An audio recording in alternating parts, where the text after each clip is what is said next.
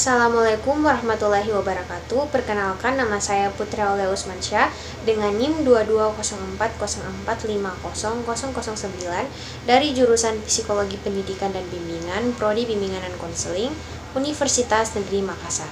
Jadi saya akan menyelesaikan tugas UTS perkembangan individu. Jadi materi pertama yang akan saya bahas yaitu tentang tugas-tugas perkembangan masa remaja. Tugas perkembangan masa remaja merupakan tugas yang difokuskan pada upaya sikap dan meninggalkan perilaku kekanak-kanakan pada remaja serta berusaha untuk bersikap dan berperilaku secara dewasa. Contohnya yang pertama, mampu menerima keadaan fisiknya.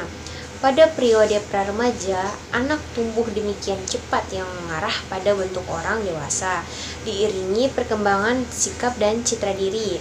Remaja diharapkan dapat menerima keadaan diri sebagaimana adanya keadaan diri mereka sendiri, bukan hayalan dan impian.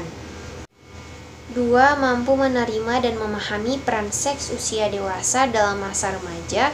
Diharapkan mereka menerima keadaan diri sebagai pria atau wanita dengan sifat dan tanggung jawab kaumnya masing-masing. Seringkali terjadi ada remaja yang menyesali diri sebagai pria atau wanita, terutama jika bentuk tubuh mereka tidak memuaskan. Yang ketiga, mampu membina hubungan baik dengan anggota kelompok yang berlainan jenis akibat adanya kematangan seksual yang dicapai sejak awal masa remaja. Para remaja mengadakan hubungan sosial, terutama hubungan dengan lawan jenis, merupakan suatu kewajaran dalam hal ini. Seorang remaja haruslah mendapat penerimaan dari kelompok teman sebaya, lawan jenis atau sesama jenis agar memperoleh rasa dibutuhkan dan rasa berharga. 4. Mencapai kemandirian emosional. Tugas perkembangan yang harus dihadapi remaja adalah bebas dari ketergantungan emosional seperti dalam masa kanak-kanak mereka. Dalam masa remaja, seorang dituntut untuk tidak lagi mengalami perasaan bergantung semacam itu. 5. Mencapai kemandirian ekonomi. Kesanggupan berdiri sendiri adalah hal yang berhubungan dengan ekonomi, merupakan tugas perkembangan remaja yang penting karena mereka akan hidup sebagai orang dewasa kelak. 6. Mengembangkan konsep dan keterampilan intelektual yang sangat diperlukan untuk melakukan peran sebagai anggota masyarakat. Sebagai hasil dari perpaduan unsur-unsur pertumbuhan biologis dan keragaman pengalaman dengan lingkungan, remaja dapat mengembangkan kemampuan mentalnya. Remaja sudah memiliki kemampuan untuk berpikir atau nalar tentang sesuatu yang berada di luar pengalamannya atau sistem nilai yang dimilikinya. Dengan kata lain, remaja sudah dapat memikirkan kemungkinan sesuatu yang abstrak secara sistematis untuk memecahkan suatu persoalan atau masalah. 7. Memahami dan menginternalisasi nilai-nilai orang dewasa dan orang tua. 8. Mengembangkan perilaku tanggung jawab sosial yang diperlukan untuk memasuki dunia dewasa. Proses pengikatan individu kepada kelompok sosialnya telah berkembang sejak lahir. Proses ini diperluas selama masa anak dan remaja.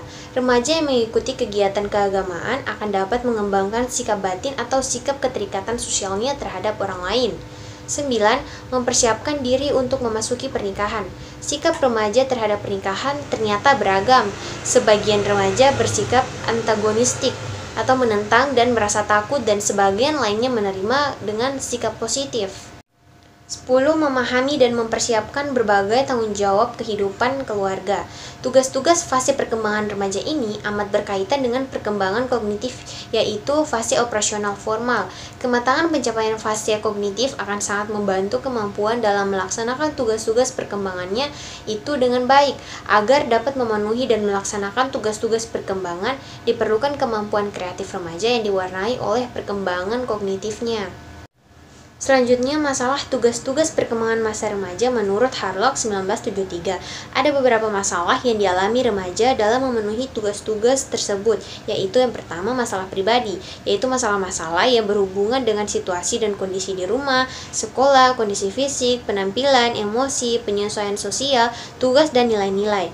Kedua, masalah khas remaja, yaitu masalah yang timbul akibat status yang tidak jelas pada remaja, seperti masalah pencapaian kemandirian, kesalahpahaman, atau penilaian berdasarkan stereotip yang keliru, adanya hak-hak yang lebih besar dan lebih sedikit kewajiban dibandingkan oleh orang tua. Selanjutnya, upaya dalam menumbuh kembangkan tugas-tugas perkembangan remaja untuk memperlancar dan menyelesaikan tugas-tugas perkembangan remaja. Terdapat beberapa cara yang dapat dilakukan. Yang pertama, memberi banyak kesempatan kepada remaja untuk aktif dalam berbagai aktivitas sosial. Kedua, membantu mengarahkan peran remaja sesuai dengan tugasnya. Ketiga, membantu remaja yang lambat perkembangannya melalui penjelasan yang dapat diterimanya. Keempat, membantu remaja untuk memilih lapangan kerja yang tepat dan sesuai dengan bakat dan keinginannya. Selanjutnya, materi kedua yaitu tentang aspek emosi, sosial, moral, dan religi pada remaja. Pengertian emosi remaja menurut Soegarda Poerbakawadja 1982 dalam Nurul Azmi 2015 menyatakan bahwa emosi adalah suatu respon terhadap suatu perangsang yang menyebabkan perubahan fisiologi disertai perasaan yang kuat dan biasanya mengandung kemungkinan untuk meletus respon demikian. Terjadi baik terhadap perangsang-perangsang eksternal maupun internal. Nia Febiani Fitri dan Bunga Adelia 2017 mengungkapkan bahwa emosi adalah perasaan intens yang ditunjukkan kepada seseorang, ada sesuatu dan reaksi terhadap seseorang atau kejadian, dan dapat ditunjukkan ketika merasa senang mengenai sesuatu, marah kepada seseorang, cemas ataupun takut terhadap sesuatu. Pada dasarnya, emosi memiliki beberapa bentuk seperti yang diungkapkan Daniel Goleman dalam Nurul Azmi 2015, mengidentifikasi sejumlah kelompok emosi, antara lain yang pertama, amarah. Di dalamnya meliputi beringas, mengamuk, benci, marah besar, tersinggung, jengkel, kesal hati, terganggu, rasa pahit, berang, tersinggung. Dua, bermusuhan, bertindak kekerasan, dan kebencian patologis. 3. Kesedihan. Di dalamnya meliputi pedih, sedih, muram, suram, melankolis, mengasihi diri, kesepian, ditolak, putus asa, dan depresi. 4. Rasa takut. Di dalamnya meliputi cemas, takut, gugup, khawatir, was-was, perasaan takut sekali, sedih, waspada, tidak tenang, ngeri, kecut, panik, fobia. 5. Kenikmatan. Di dalamnya meliputi bahagia, gembira, riang, puas, senang, terhibur, bangga, kenikmatan indrawi, takjub, terpesona, puas, rasa terpenuhi, girang, senang sekali, dan mania. Semua orang memiliki bentuk emosi tersebut yang membedakan hanya pada dominan atau tidaknya emosi itu menguasai, menetap, dan bergejolak pada dirinya. Faktor yang mempengaruhi emosi remaja. Perkembangan emosi seseorang pada umumnya tampak jelas pada perubahan tingkah lakunya. Perkembangan emosi remaja juga demikian halnya. Menurut Nurul Azmi 2015, ada sejumlah faktor yang mempengaruhi perkembangan emosi remaja, yaitu sebagai berikut. Yang pertama, perubahan jasmani. Perubahan jasmani yang ditunjukkan dengan adanya pertumbuhan yang sangat cepat dari anggota tubuh. Pada taraf permulaan pertumbuhan ini hanya terbatas pada bagian-bagian tertentu saja yang mengakibatkan postur tubuh menjadi tidak seimbang. Ketidakseimbangan tubuh ini sering mempunyai akibat yang tidak terduga pada perkembangan emosi remaja. Yang kedua, perubahan pola interaksi dengan orang tua. Pola asuh orang tua terhadap anak, termaksud remaja, sangat bervariasi. Ada yang pola asuhnya menurut apa yang dianggap terbaik oleh dirinya sendiri, sehingga ada yang bersifat otoriter, memanjakan anak, acuh tak acuh, tetapi ada juga dengan penuh cinta kasih. Perbedaan pola asuh orang tua yang seperti ini dapat berpengaruh terhadap perbedaan perkembangan emosi remaja.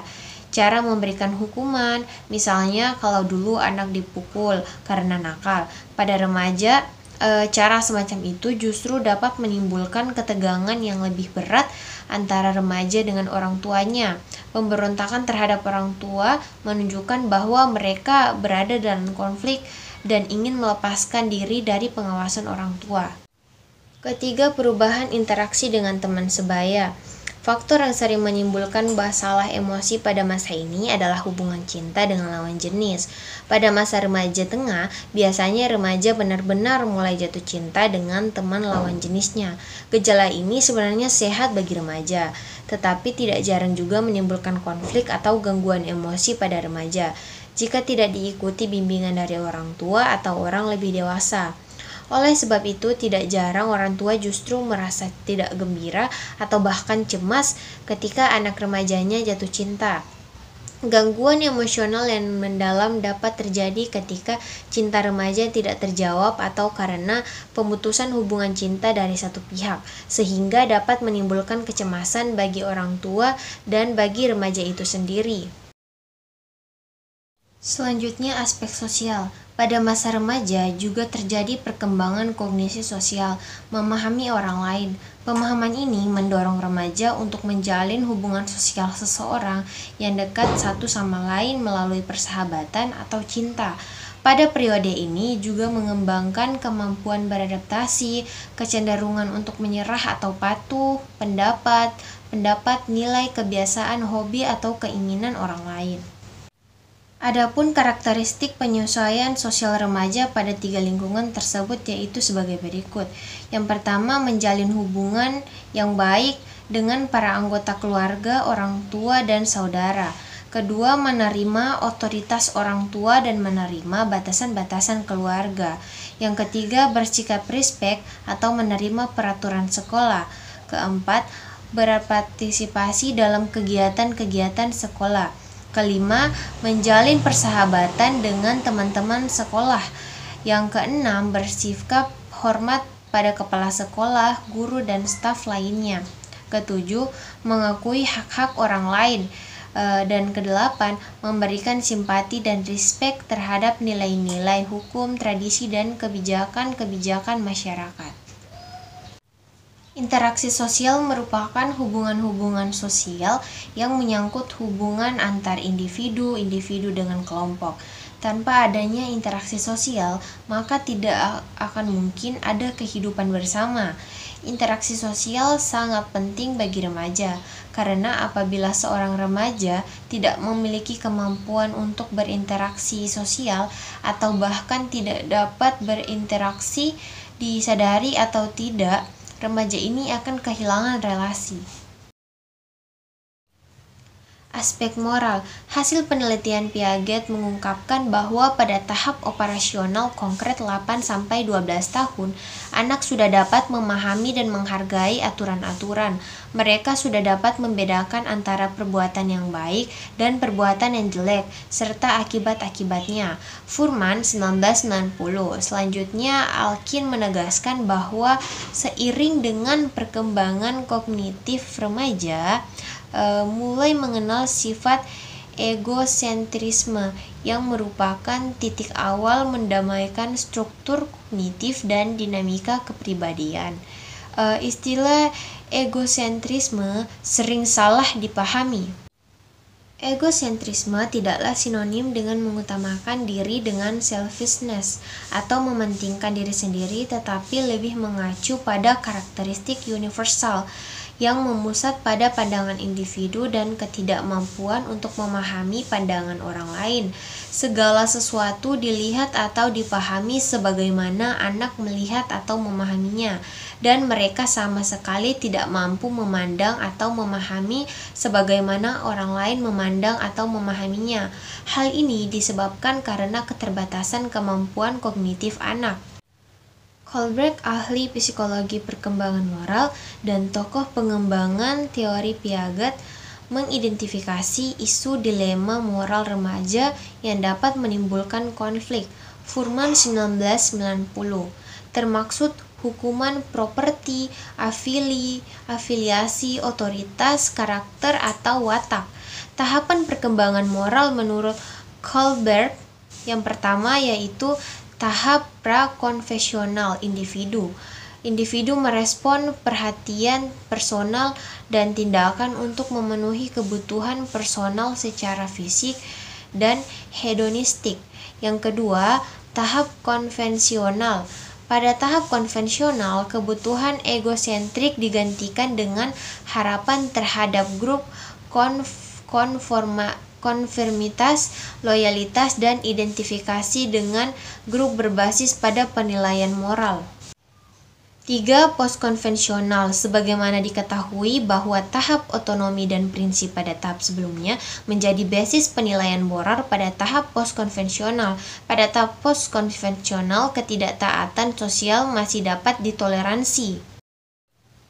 Aspek religi. Karakter religi adalah cara berpikir dan berperilaku yang menjadi ciri khas setiap individu untuk hidup dan bekerja sama, baik dalam lingkup keluarga, masyarakat, bangsa, maupun negara. Individu yang berkarakter baik adalah individu yang bisa membuat keputusan dan siap mempertanggungjawabkan setiap akibat dari keputusan yang ia buat. Pembentukan karakter merupakan salah satu tujuan pendidikan nasional. Pasal 1 Undang-Undang Sistem Pendidikan Nasional tahun 2003 menyatakan bahwa di antara tujuan pendidikan nasional adalah mengembangkan potensi peserta didik untuk memiliki kecerdasan, kepribadian, dan akhlak mulia.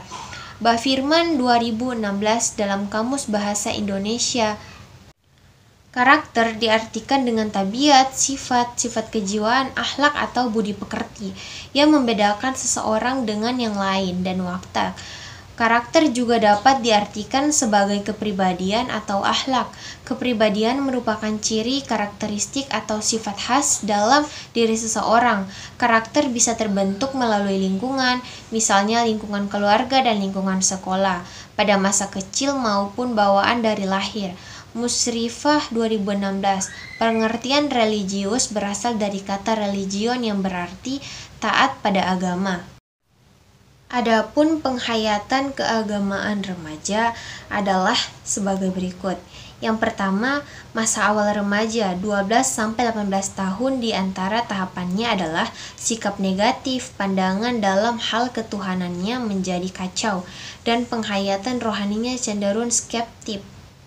Yang kedua, masa remaja akhir yang ditandai antara lain oleh hal-hal berikut, yaitu sikap kembali ke arah positif, pandangan dalam hal ketuhanan, dipahamkannya dalam konteks agama yang dianut dan dipilihnya, dan penghayatan rohaninya kembali tenang. Yang ketiga, di antara faktor yang mempengaruhi agama remaja adalah konsien atau hati nurani, pertumbuhan dan pikiran mental, perasaan beragama, pertimbangan sosial, perkembangan moral. Baik, mungkin sekian pembahasan materi dari saya tentang tugas-tugas perkembangan masa remaja dan aspek emosi, sosial, moral, dan religi pada remaja. Semoga apa yang saya sampaikan tadi bermanfaat. Mohon maaf jika masih banyak kurang. Mungkin sekian pemaparan materi dari saya. Wassalamualaikum warahmatullahi wabarakatuh.